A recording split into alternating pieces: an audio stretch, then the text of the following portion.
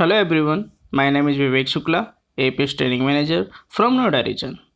AP सिकोटा centre of excellence की तरफ से आज की ट्रेनिंग में आपका बहुत बहुत स्वागत है।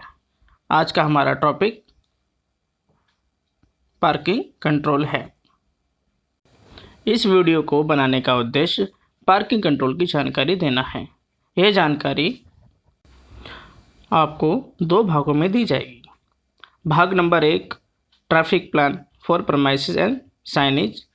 भाग number 2 effective parking and vehicle categories and equipment use in parking और रिस्क एंड थ्रेट कि हमें क्या क्या सामना करना पड़ता है पार्किंग कंट्रोल करते समय। तो दोस्तों शुरू करते हैं। भाग number 1 traffic plan for premises and signage. सबसे पहले हम जानते हैं कि किसी भी परिसर में पार्किंग कंट्रोल की आवश्यकता क्यों होती है। तो दोस्तों पार्किंग प्रबंधन किसी भी परिसर के लिए एक महत्वपूर्ण गतिविधि है, क्योंकि किसी भी परिसर में वाहनों का आवागमन दिनचर्या का एक हिस्सा है। इसलिए एक सिक्योरिटी गार्ड को जीवन तथा संपत्ति की सुरक्षा सुनिश्चित करने के लिए पार्किंग कंट्रोल एक बहुत आवश्यक पहलू है। तो दोस्तों अब हम शुरू करते हैं ट्रैफिक प्लान और प्रीमाइसेस के बारे में। तो दोस्तों सभी सिक्योरिटी पर्सनल्स को अपने परिसर के ट्रैफिक प्लान की जानकारी पूर्ण रूप से होनी चाहिए तथा परिसर से आने जाने के सभी रास्तों से पूर्ण रूप से अवगत भी होना चाहिए। यह नहीं होना चाहिए उसे पूर्ण रूप से अपने प्रीमाइसेस के रास्तों का ही ना पता हो। एक समझदार सिक्योरिटी गार्ड और एक सजग और एक ट्रेंड सिक्योरिटी गार्ड की पहचान होती है कि वो पूर्ण रूप से अपने प्रीमाइसेस के बारे में पूर्ण जानकारी रखता है। सुरक्षा की दृष्टिकोण से सभी कमज़ोर क्षेत्रों का पता लगाने में एक सिक्योरिटी गार्ड को सक्षम भी होना चाहिए तथा एक सिक्योरिटी गार्ड को परिसर में पार्किंग कंट्रोल की अर्थव्यवस्था को समझने के लिए वहाँ पर कृतज्ञ भी होना चाहिए। तो दोस्तों एक ट्रेंड सिक्योरिटी गार्ड को परिसर में पार्किंग कंट्रोल्स करते समय कुछ पहलुओं का अवश्य ध्यान रखना चाहिए, जैसे कि परिसर में प्रवेश करते समय व आने जाते समय सभी वाहनों के कार के नंबरों की पहचान होनी चाहिए। निवासी या रोज आने जाने वाले वाहनों के लिए परिसर में उचित पार्किंग की व्यवस्था करना भी एक सिक्योरिटी गार्ड का ही काम होता है, जैसे कि विजिटर की कार विजिटर पार्किंग में ही हो, निवासी या एम्प्लॉय की कार परिसर में सुनिश्चित की पार्किंग में ही हो, या दोपहिया वाहनों को हाथ दिखाकर या मानचित्र दिखाकर संकेत दे ताकि परिसर में उचित जगह पर वाहन पार्क कर सकें। दोस्तों और यह अवश्य ध्यान देना चाहिए कि वाहन परिसर में प्रवेश करते समय चालक स्पीड निर्देशों का पालन अवश्य करें। तो दोस्तों अब हम जानते हैं सड़क व पार्किंग में यूज होने वाले साइनेज के बारे में। साइनेज रोड यूजर की सुरक्षा के लिए ट्रैफिक सिस्टम के एक महत्वपूर्ण अभिन्न अंग है।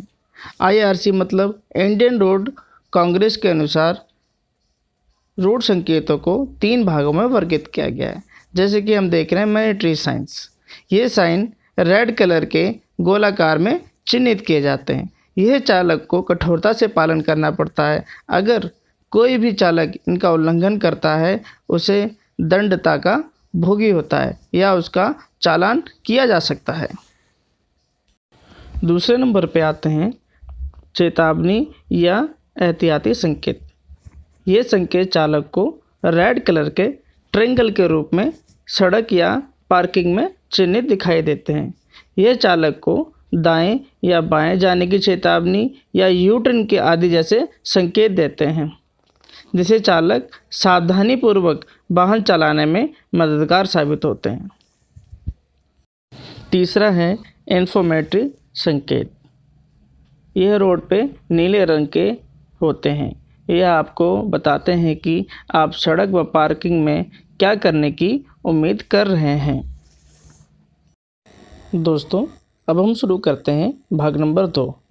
भाग नंबर 2 में हम सीखेंगे इफ़ेक्टिव पार्किंग करने का तरीका, व्हीकल की कैटेगरी कौन कौन सी होती है, पार्किंग में हम कौन कौन से इक्विपमेंट यूज़ करते हैं और हमें किन किन सावधानियों का और किन किन परेशानियों का सामना करना पड़ता है पार्किंग कंट्रोल करते समय।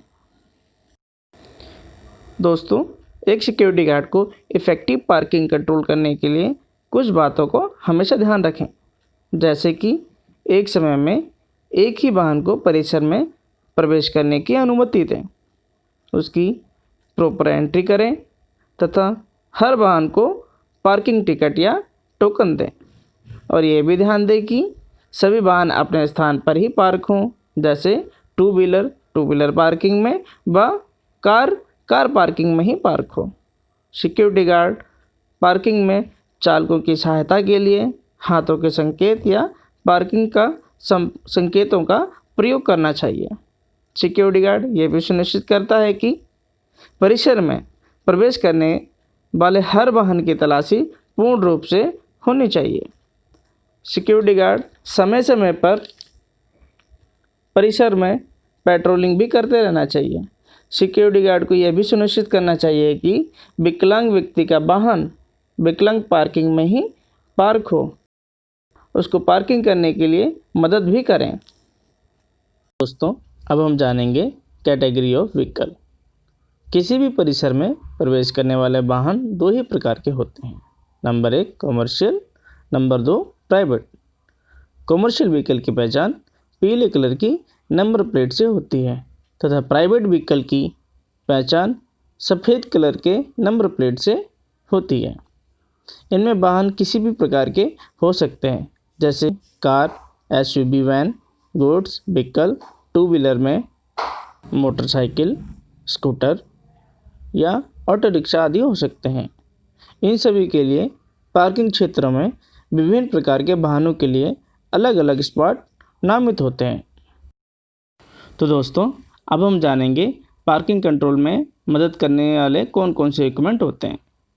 इफ़ेक्टिव पार्किंग कंट्रोल में सहायता करने के लिए कई उपकरणों का उपयोग किया जाता है। इन उपकरणों को मदद से स्मूथ पार्किंग कंट्रोल व एंट्री रिकॉर्ड बनाए रखने में मदद मिलती है।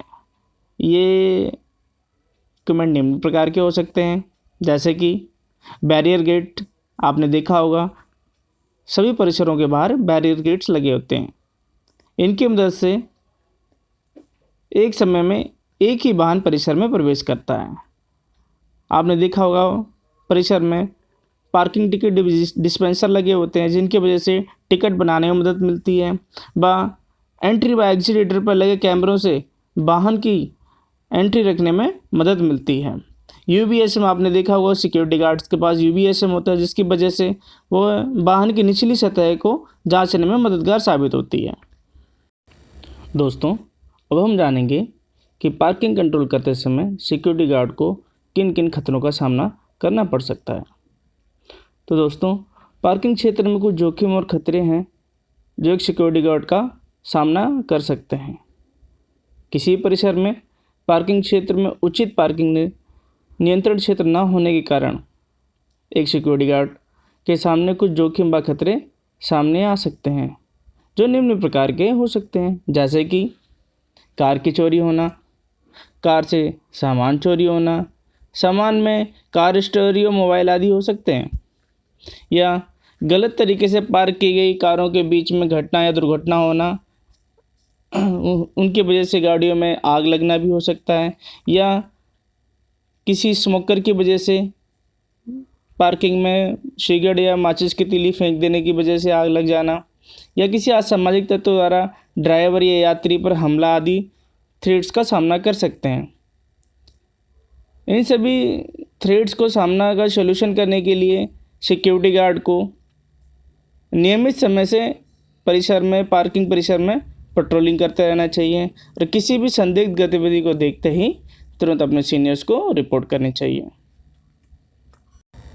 तो दोस्तों, आशा करता हूँ आपको मेरा वीडियो पसंद आया होगा। आपने पार्किंग कंट्रोल के बारे में कुछ चीज़ें सीखी होंगी। इसी बात से आपसे विदा लेता हूँ। धन्यवाद। जय हिंद, जय भारत।